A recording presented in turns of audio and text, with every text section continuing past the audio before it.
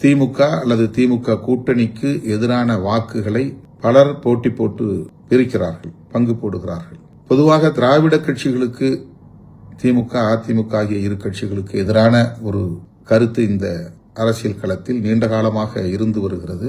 எதிர்ப்பு வாக்குகளும் இருந்து வருகின்றன. அந்த எதிர்ப்பு வாக்குகளை ஒவ்வொரு காலகட்டத்தில் அவ்வப்போது தோன்றிய மாற்று அரசியல் சக்தி என்று அடையாளப்படுத்திக் கொண்ட அரசியல் கட்சிகள் பெற்றிருக்கின்றன அல்லது பங்கு போட்டிருக்கின்றன.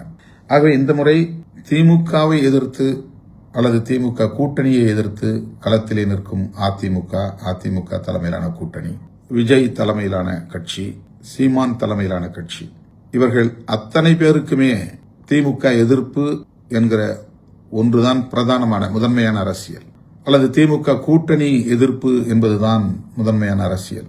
அவர்கள் மூவரும் அவரவர் சக்திக்கு ஏற்ப இந்த எதிர்ப்பு வாக்குகளை பகிர்ந்து கொள்கிறார்கள், பிரித்துக் கொள்கிறார்கள்.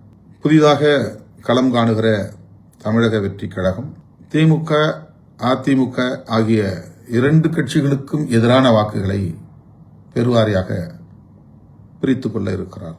ஆனால் தனித்த ஒரு சக்தியாக அவர் திமுக, அதிமுக அல்லது திமுக கூட்டணி, அதிமுக கூட்டணி ஆகிய இரண்டு கூட்டணிகளையும் பின்னுக்கு தள்ளி ஆட்சியை கைப்பற்றும் அளவுக்கான வலிமையை அவர் பெற்றிருக்கவில்லை. அதற்கான வாய்ப்பே இல்லை.